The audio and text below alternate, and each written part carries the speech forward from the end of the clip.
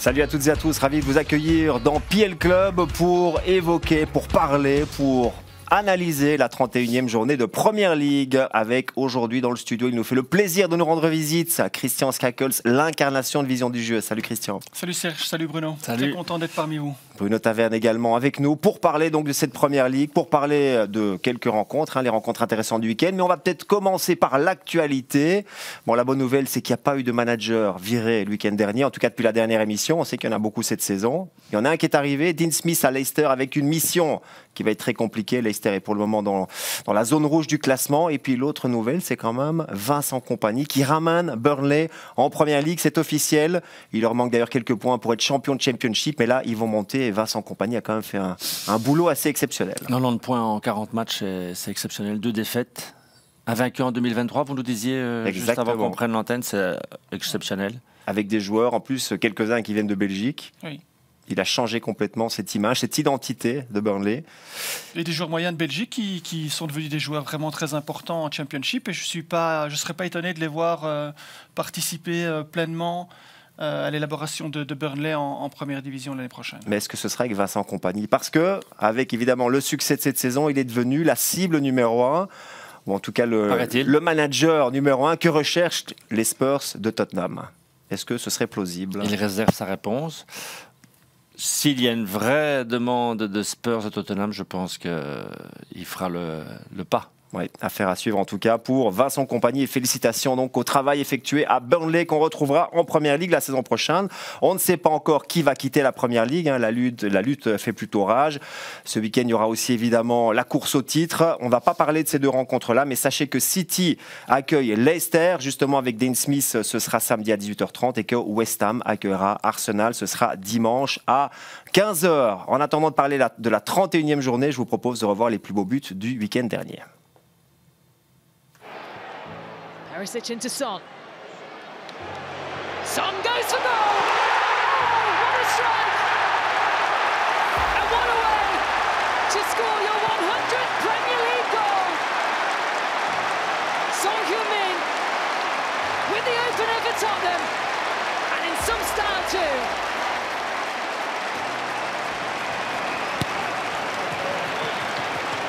Traoré for Watkins. Might there be a reward for Ollie Watkins laid on? It's unselfish.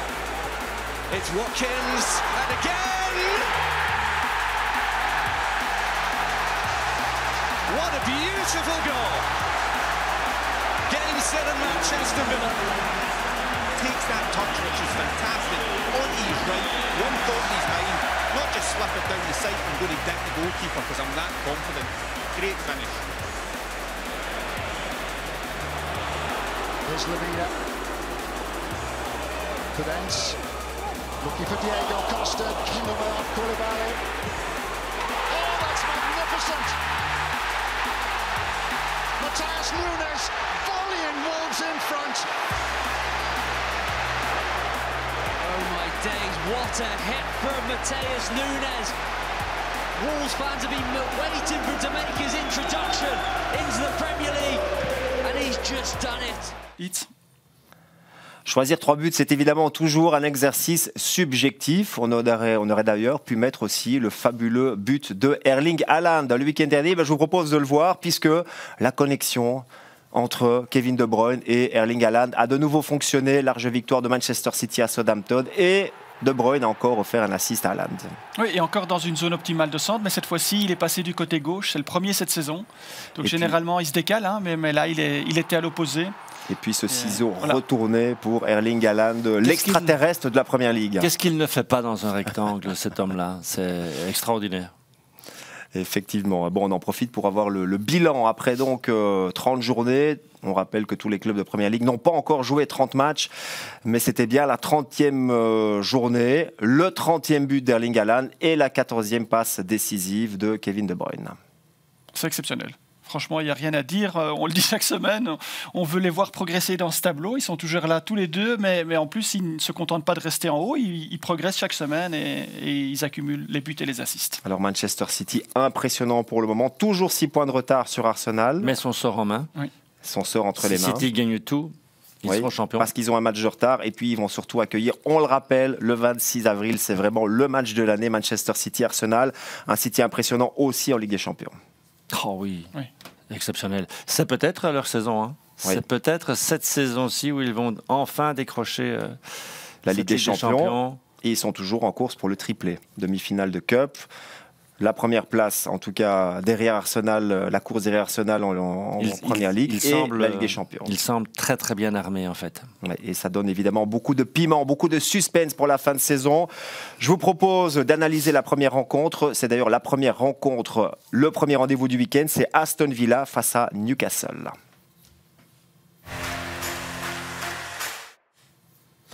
Premier match donc du week-end à 13h30 samedi, Aston Villa 6e, étonnant 6e avec 47 points face à Newcastle qui est sur le podium, 3e avec 56 points. Il y a quelques semaines, on n'aurait peut-être pas dit que c'était une des affiches du week-end. Non, on a deux coachs, on a un très très beau face-à-face entre deux coachs qui fonctionnent bien parce que vous disiez 6e, mais depuis qu'il est arrivé, Unai Emery, il est dans le top 4. Hein. Oui.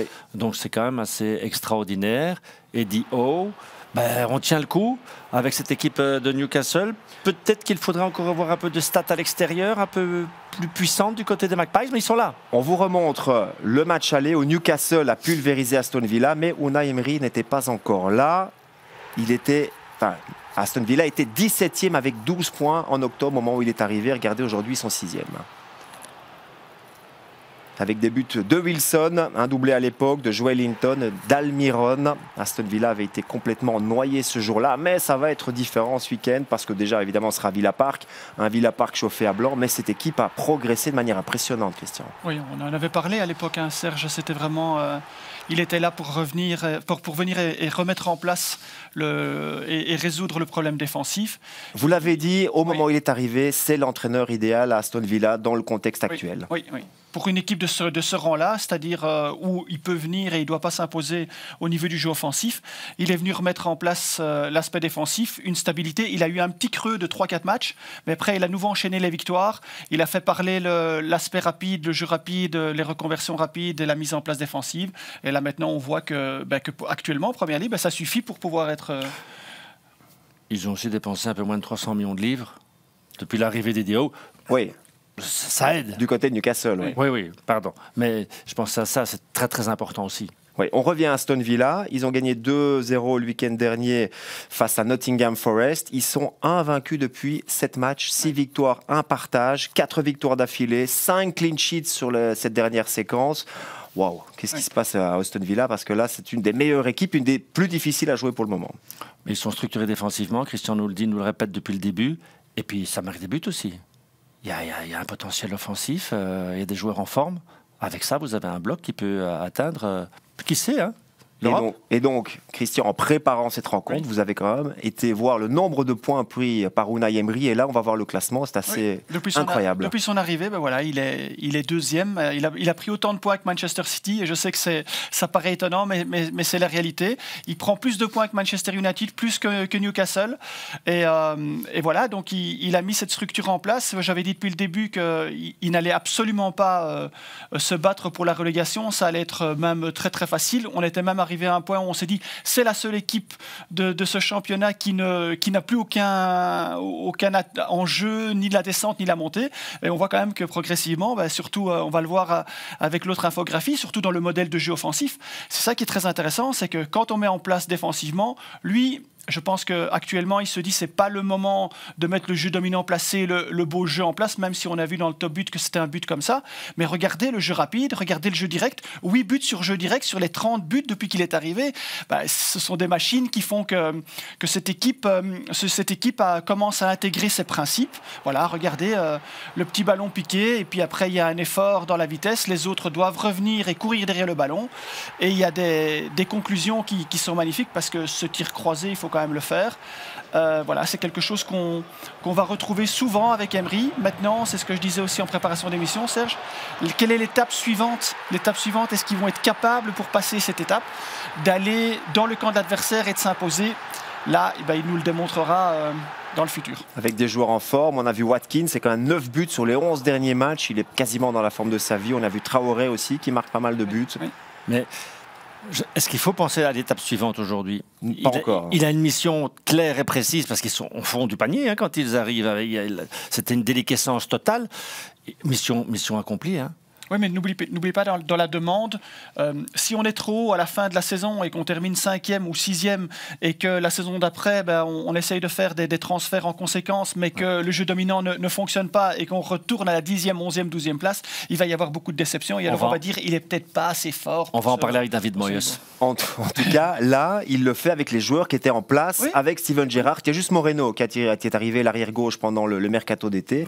Avec ces joueurs-là, avec des joueurs comme Ashley Young, 37 ans, qui est encore titulaire. Quand il est arrivé à la Villarreal, il a eu le groupe qu'il avait et il est venu et il a mis les choses en place et ils ont fait un parcours étonnant en Ligue des Champions ou en Europa League, je ne sais plus, mais c'était formidable. Unai Emery est souvent présenté comme un entraîneur, un manager de coups et de coupes. Il a quand même gagné 4 fois l'Europa League. Oui, mais enfin, il a quand même une expérience maintenant. Je pense aussi qu'il s'adapte avec le temps et je crois qu'il a un peu moins de comment... Il a toujours autant d'ambition, mais il est quand même beaucoup plus réaliste dans ce qu'il fait. Et quand il vient, on voit directement qu'il y a une assise et qu'il sait ce qu'il veut faire et ce qu'il veut mettre en place. Et il a les moyens de le faire rapidement maintenant. Et puis il y a cette envie de revanche. Il avait connu un échec à Arsenal, mais c'était pour succéder à Wenger, c'était quasiment mission impossible. Là, et le Paris Saint-Germain, l'échec et le Paris Saint-Germain aussi, bien sûr. En Ligue des Champions, notamment, il était champion avec le Paris Saint-Germain. Il apparaît moins tendu quand même sur la touche. Hein. C'est un homme inquiet et intense à l'intérieur. Il a l'air d'être un peu apaisé. Parfois, les échecs apaisent aussi l'homme. Hein. Effectivement. Échec, c'est un petit peu pour Dundonker pour le moment, qui est sur le banc, qui ne trouve pas de place de titulaire. Coutinho est blessé. On attendait beaucoup de lui cette saison. Mais c'est quand même un 11 qui tient la route. Ah oui. Alors, quelle équipe! Pour les avoir commentés récemment, je peux vous dire que c'est un bloc, vous ne le déstabilisez pas comme ça. Hein. Il faut de solides arguments et vous leur laissez la moindre possibilité. Devant, ça court et ça marque. Ça part dans le dos et dans des passes profondes et formidable. Ça va être un match fascinant parce qu'en face, Newcastle, Christian, on peut dire qu'enfin, ils ont trouvé la bonne formule et qu'ils enchaînent maintenant les victoires, 5 d'affilée. Ils déroulent. On était très inquiets par rapport à l'aspect offensif avec tous ces 0-0, malgré qu'il y avait quand même beaucoup de clean sheet et donc ça c'était à leur avantage. 3 défaites seulement cette saison, mais beaucoup de partage. Oui, mais on l'a souvent évoqué, beaucoup de points perdus quand on est dans le haut du classement, quand c'est un partage. Et là maintenant, sur les 5 derniers matchs, c'est 5 victoires, seulement une clean sheet. Mais c'est 15 sur 15, c'est extraordinaire. Regardez le nombre de buts qu'ils ont marqués. Voilà, il y a 13 buts marqués sur ces 5 matchs. Je sais pas à quand on doit remonter pour pouvoir enchaîner 13 buts pour Newcastle. Mais là, apparemment, ils sont dans cette bonne période. Est-ce que c'est au moment où on disait que Newcastle était en perte de vitesse, il y avait eu cette défaite en plus en finale Coupe de la Ligue face à Manchester, c'est à ce moment-là qu'ils repartent. Et finalement, au football, on sait une chose, c'est qu'on ne sait rien. Voilà, on ne sait pas. On ne sait pas. Et je pense qu'ils savent pas, ils savent moins que nous même, je pense. Ce qu'on disait aussi, c'est que c'était une équipe qui pratique un pressing exceptionnel et qu'à un moment donné dans la saison, vous avez un petit coup de moins bien. Alors la question était, vont-ils se ressaisir ou pas? On a déjà une réponse. Hein. Mais la bonne nouvelle, c'est ce que je disais à Serge en préparation, c'est qu'on a isolé les images et regardez, ce sont tous des buts de la tête. Et pour marquer des buts de la tête, il faut se retrouver dans le rectangle ou dans le petit rectangle. Et donc, ça prouve qu'ils ont avancé d'un cran dans le jeu. Ils marquent sur du jeu dominant placé aussi. Ils ont toujours leur reconversion rapide. Mais on dirait qu'il y a une envie de se positionner un rien plus haut. Avec, on le voit notamment dans les buts de Wilson, l'attaquant. Il y a Isaac aussi qui, après sa blessure, maintenant performe. Ce sera par contre... Le ratio d'Isaac sur le temps de jeu et les buts marqués, c'est un peu moins que Haaland, mais c'est exceptionnel. Il est quasiment de ce niveau-là. On a fait une infographie la semaine passée là-dessus. On l'a montré... C'était 7 buts, là, il a encore rajouté 1 ou 2, donc très très bien. Par contre, ce sera sans Saint-Maximin qui est blessé, sans Almirón aussi, mais il y a assez de qualité dans cette équipe pour combler les absences. En tout cas, c'est une belle affiche. Franchement, ce sera un très très beau début de week-end de Première Ligue. Cette affiche donc entre Aston Villa et Newcastle, rendez-vous samedi à 13h30. On passe à notre deuxième match qu'on va passer sous la loupe, c'est Chelsea-Brighton.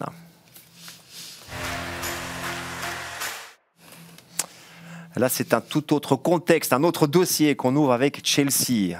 Cette saison, Tuchel, Potter, il y a eu aussi Bruno Saltor pendant un match, l'intérimaire. Aujourd'hui, le retour de la légende Frank Lampard, qui a été évidemment joueur, mais aussi manager de cette équipe. Il va d'ailleurs jouer son premier match à domicile. Il va retrouver le Bridge. Mais ça paraît quand même assez étonnant, ces saisons de Chelsea. Ça part à peu près dans tous les sens. Mais ce qui résume complètement ça, Kanté, il n'a pas joué beaucoup. Hein. Non. Mais les 4 matchs qu'il a joués cette saison, c'est avec les 4 coachs. Donc il a joué chaque fois avec un coach différent. Donc, ça résume tout pour cette équipe de Chelsea. Et pour avoir regardé un petit peu la Ligue des Champions, dès que ça s'accélère un peu, cette équipe souffre. Et ça se confirme, il ne marque pas. Non, effectivement. On va revoir les images du match aller pour se mettre dans le contexte. Le Brighton-Chelsea qui avait été largement dominé par les Seagulls. C'était le retour de Potter à Brighton. Il s'est pris 4 buts ce jour-là. Et on se dit que quelques mois plus tard, finalement, Brighton semble encore plus fort et Chelsea, je ne vais pas dire plus faible, mais n'a pas vraiment beaucoup évolué. À part l'aspect défensif, pour la Première Ligue, ils ont gardé un peu cette constance et cette mise en place, mais il n'y a aucune transformation offensive.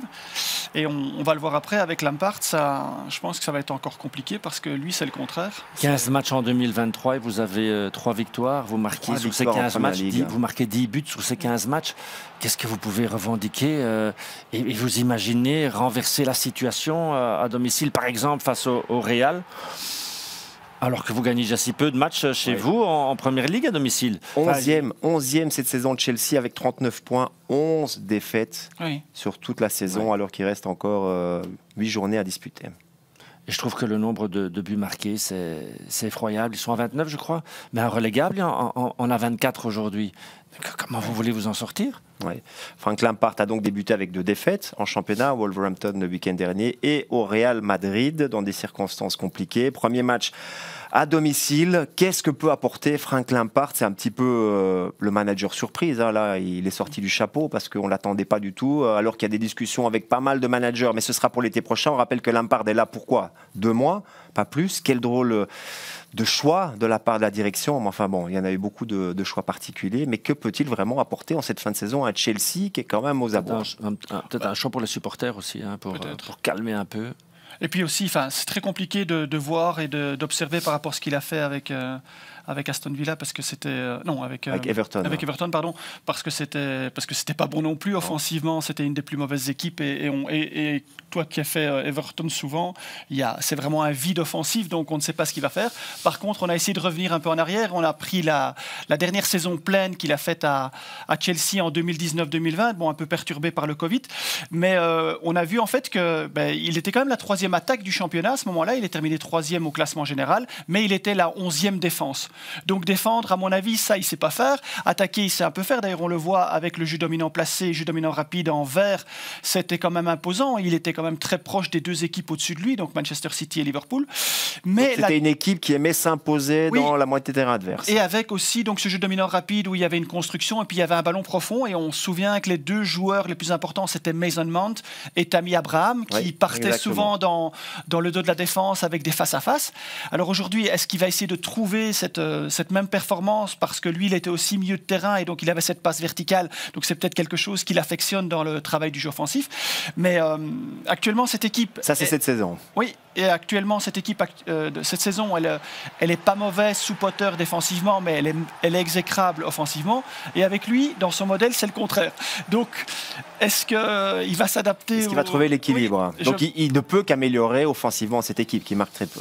Oui, mais il peut encore désagréger au niveau défensif, donc ça peut... Moi, ce qui me frappe, c'est que vous n'avez pas un joueur qui a 3 assists, là. Il n'y a pas un joueur dans ce noyau. Il y a plus de 30 joueurs qui ont joué en Première Ligue. Il n'y en a pas un avec 3 assists sur l'ensemble de la saison. Comment c'est peut-être ça le problème. Il y a trop de joueurs, trop de possibilités. Est-ce qu'il ne faudrait pas écrémer un peu, écarter quelques joueurs, garder un noyau un peu plus restreint et puis travailler avec cela ? À l'époque de Lukaku, on disait ils ne veulent pas jouer avec un 9 et ils ne veulent pas le servir parce que ça venait de partout. Reece James, il y avait Chilwell qui était les meilleurs donneurs d'assists, il y avait Jorginho qui était le meilleur buteur sur penalty. Donc il y avait 14, 15, 16 joueurs qui étaient capables de marquer et ici, il y a 3 joueurs qui marquent dans l'équipe et encore, c'est un nombre mais comment limité. Ça fonctionne là, ils font venir 7 joueurs encore en janvier, dont pas mal de jeunes. Modric, on se rend compte que c'est encore un peu tendre. Oui. Ses frappes au but, pour l'instant, c'est des passes en retrait. Donc, Joao Félix, c'est un très joli footballeur, mais il n'y a pas de concret. Ça ne va pas à l'assist et ça ne va pas au but. Il a été prêté, donc c'est pas sûr qu'il soit là la saison prochaine. Donc c'est un drôle de choix aussi. Enzo Fernandez, c'est une clé ? Ça, c'est bien. Ça, c'est une bonne pioche. Le retour de Kanté, il a déjà fait c'est quand une même clé. 3 ou 4 passes décisives et il a marqué un but. Ça, c'est quelque chose qui peut être bien dans les saisons à venir, dans la préparation. Mais c'est vrai que pour le moment, le recrutement n'apporte pas grand-chose. Ouais, Lampard qui avait fait une bonne saison, on l'a vu, ils avaient terminé 4e. C'était une saison particulière parce qu'ils n'avaient pas pu transférer. Ils avaient été punis par l'UEFA. Donc, va-t-il être capable de remettre cette équipe de Chelsea Quel sur grand les bons rails? coach. On n'imagine pas Chelsea avec un entraîneur non connu. Quel grand coach veut rentrer dans cette soupière aujourd'hui? Il y a plusieurs noms, il y a Nagelsmann, il y a Luis Enrique, mais pour le moment, il n'y a rien de concret. Il y a Lampard. Mourinho, ce serait son 3e passage. Tout est possible avec c'est peut-être eux qui vont avoir propriétaires américains. Un mot à dire sur le titre. Il y a encore City, Arsenal. C'est vrai. Ils ont encore de beaux matchs à jouer. Ouais. Le retour face au Real. Ouais. Et le premier match ici face à Brighton, c'est quand même un beau match aussi parce que Brighton est mieux classé, 7e. Ils ont un peu pris la place finalement de Chelsea dans la course à l'Europe. Brighton défait le week-end dernier, mais dans quelles circonstances Parce qu'on a beaucoup parlé, ça a même fait un petit peu scandale, l'arbitrage dans cette rencontre. Je vous propose de revoir quand même les moments clés. Dans un match où Brighton a franchement mieux joué que Tottenham, notamment ici, premier but annulé, c'est pour Mitoma, on va le voir. Est-ce qu'il y a vraiment une faute de bras ici? Il me semblait qu'on pouvait encore toucher le ballon au niveau du maillot jusqu'à la manche. Le but est quand même annulé. Il y a eu ici encore cette tentative également annulée. On a l'impression que ça touche la hanche. Non, pour les arbitres, c'était une faute de bras. Enfin bon, là, on peut encore discuter. Par contre, il y a eu quelques moments clés, des fautes dans le rectangle, des pénaltys. D'ailleurs, la Première Ligue s'est excusée auprès de Brighton. C'est pas la première fois que ça. Regardez ici, la faute sur Mitoma, elle est énorme. Comment est-ce que le VAR a pu passer à côté de ça? Il marche sur le pied, il l'empêche d'aller au ballon. Non, c'est pas pénalty. Et encore ici, accrochage de maillot dans le rectangle. Donc finalement, Tottenham l'a emporté 2-1, mais Brighton n'aurait jamais dû perdre ce match. On est bien d'accord. Mais c'est clair, je ne comprends pas la gestuelle de l'arbitre sur la première phase où il dit clairement il n'y a rien. Le VAR de revenir sur cette action-là, enfin, c'est impensable. Et du coup, c'est un coup dur pour Brighton dans la course à l'Europe. Et on va le voir, c'est une équipe qui a besoin de prendre des points en déplacement face aux équipes du top 7 parce que c'est peu arrivé cette saison. Et là, justement, ils auraient pu en prendre. Oui, mais malheureusement, il reste dans la pattern par les circonstances défavorables. Mais voilà, il reste quand même encore 3 matchs à aller jouer contre des équipes du top 7. Il va falloir faire cette différence parce qu'on a vu aussi dans leur modèle de jeu qu'en fait, ils vont s'imposer, ils ont du jeu dominant à l'extérieur, mais toujours contre des équipes qui sont en dessous de la 7e place. Alors, Chelsea est en dessous de la 7e place, donc ça tombe bien. Est-ce qu'ils vont aller s'imposer dans le camp de l'adversaire de Chelsea? Moi, je pense que oui, parce que c'est vraiment la philosophie de Zerbi pour le moment et qu'ils font un jeu formidable dans le jeu dominant à l'extérieur, puisqu'ils sont plus forts que et Manchester City et Arsenal. Donc, ils vont continuer à aller se déposer et on va voir comment les autres vont réagir sur des reconversions ou pas. Ce n'était que la 2e défaite en 2023 pour Brighton. Et là, on a fait le choix que Chelsea n'a pas réussi à faire cette saison. Graham Potter est parti à Chelsea. Tout de suite, De Zerbi était là, disponible, et a vraiment bonifié cette équipe offensivement. Il y a une grande différence. Oui. Il y avait quand même un vrai travail de la part de Potter, même s'il n'a pas concrétisé. Oui, mais on parlait tout le temps des XG. Oui, mais il y avait une très belle circulation du ballon quand même aussi. Mais c'est une équipe qui manquait d'efficacité devant le but adverse. C'est plus le cas aujourd'hui. Non, parce qu'en fait, il a probablement... et ils se sont séparés de Trossard, qui avait un impact important. Donc voilà, des fois, un entraîneur a des formules différentes, mais la base de Potter, je crois qu'elle a bien été exploitée, et lui est venu renforcer, et puis peut-être aussi les circonstances favorables font aussi qu'il marque plus facilement, mais en tout cas, c'est une belle réussite depuis son arrivée. Voilà, avec un petit bémol au niveau défensif, Christian, ça vous vouliez pointer aussi. Oui, de temps en temps, ils ont quelques difficultés, mais quand on décide de se positionner dans le camp d'adversaire et d'avoir un jeu chatoyant comme le jeu dominant placé, je crois que toutes les équipes sont... Il y a une prise de risque. Ils se font surprendre. Manchester City s'est fait surprendre, Arsenal s'est fait surprendre comme ça. Eux aussi, parfois, ils se font surprendre et donc c'est un peu désorganisé défensivement. Mais ça fait partie des aléas d'une saison. Voilà, ici notamment le but qui avait permis à Tottenham de l'emporter, 2-1. Un beau but, évidemment, de Harry Kane. C'est quand même une reconversion et c'est quand même la balle passe quand même entre les jambes du latéral gauche. Il faut aussi un peu c'est le défaut des qualités de Brighton cette saison. Et puis c'est la Première Ligue aussi. Chaque fois sur les actions qu'on montre ici, ils perdent le ballon dans leur propre moitié de terrain et quand ça va vite en reconversion. Et en plus Tottenham est une équipe qui à domicile ne pratique que sur le jeu rapide, donc voilà. Ce match Chelsea-Brighton, ce sera le fil rouge de Goals of the Day. Ce sera donc samedi à 16h. Il y aura aussi... Avec Bernabeu dans les jambes. avec Bernabéu dans les jambes en plus. Et en attendant le match retour, voilà, 2-0 défaite au match aller, c'est toujours possible. Mais il faudra quand même que Chelsea se surpasse et montre un autre visage. Parce que... Ils ont 6 victoires à domicile en 15 matchs en Première Ligue. Et c'est le Real qui arrive. Tout est possible, bien sûr. On leur souhaite un match de feu, mais c'est quand même une saison extrêmement compliquée pour Chelsea. Ça fait très longtemps d'ailleurs qu'ils n'avaient pas été aussi mal classés en championnat et qu'il n'y a pas vraiment de réaction, même si le propriétaire américain, l'un des propriétaires, Todd Boehly, reste toujours aussi optimiste et dit que... Il avait prédit 0-3. Il paraît, ouais. À 12. Bon. C'est la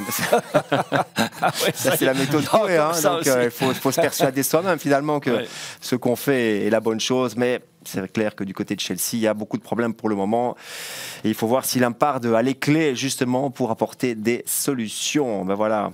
Des clés techniques ? Les clés techniques, tactiques. Il a quand même laissé dans son premier passage l'équipe dans un état catastrophique. Ouais. Son premier passage à Chelsea. Bon, quelques mois plus tard, ils étaient champions d'Europe quand même. Il y avait avec un sacré organisateur. C'est passé souvent par des 1-0. Mais écoutez, il suffit de marquer un but de plus que l'adversaire et si on n'en encaisse pas, un suffit. C'est la grande formule, la grande vérité en football. Voilà pour ces deux rencontres. Je vous propose de voir le programme de ce week-end sur Vous Sport World. On vous rappelle aussi que la première rencontre est diffusée sur Divertissez-vous, Aston Villa, Newcastle. La suite Goals of the Day, on l'a dit Bruno, ce sera donc avec Chelsea-Brighton en fil rouge. Et Manchester City-Leicester, est-ce qu'un choc psychologique enfin peut...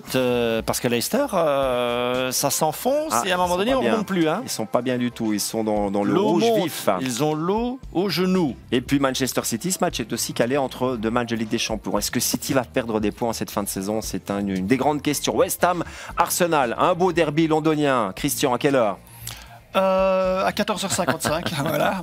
Et puis suivi par Nottingham Forest, Manchester United. Et puis alors aussi un classique, Leeds-Liverpool, qui est aussi en difficulté. Donc toutes les équipes qui étaient bien il y a 2-3 saisons, Southampton, West Ham, Leeds, tout ça c'est aujourd'hui Leicester. C'est dur. Leeds qui vient de prendre une claque, 1-5 face à Crystal Palace. Crystal Palace, on va quand même le dire, Roy Hodgson, il a quasiment sauvé Palace en 2 matchs alors que tout le monde se demandait mais qu'est-ce qu'il vient faire encore à son âge? Il a presque 80 ans. 75. S'il vous plaît. Presque 80 ans, il continue à City. Donc 6 sur 6, c'est magnifique. Et vous faites une série comme ça aujourd'hui, ben oui, vous respirez. Ils n'ont jamais marqué autant. Bien sûr. C'est extraordinaire. Effectivement, et on trouvera aussi Crystal Palace évidemment ce week-end. N'oubliez pas aussi ce jeudi soir, rencontre d'Europa League et notamment la rencontre entre Manchester United et Séville à partir de 21h. C'est dans le bon ordre, hein. Je crois que c'est à Manchester, non? Oui, c'est à Manchester, je vous le confirme. Confiance à l'équipe. Hein. Voilà, merci Christian, c'était un plaisir de vous accueillir ici. On vous retrouve jeudi prochain, mais là ce sera dans votre data room. Oui. Oui, dommage. Hein. Oui. Pour nous, vous pouvez rester. Hein. Moi, je vais revenir plus souvent. On fait une petite place dans le studio et vous restez jusqu'à la semaine prochaine. On ne pourrait pas imaginer un jour une émission où on est tous dans la data room. Vous êtes les bienvenus. Mais là, il faut dire où c'est alors. C'est dans les îles, sous le soleil. Mais oui, bien sûr. En Islande. Sous les glaciers alors. Allez, merci Christian, merci Bruno, merci évidemment toute l'équipe qui participe tous les jeudis à ce PL Club. On vous souhaite un bon week-end de Première Ligue et à la semaine prochaine. Bye bye.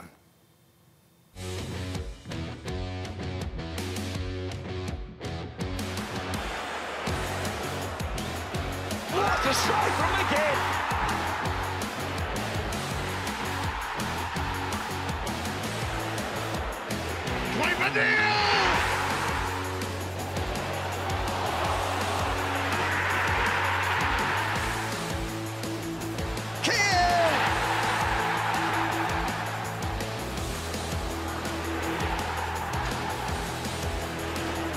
Kevin De Bruyne.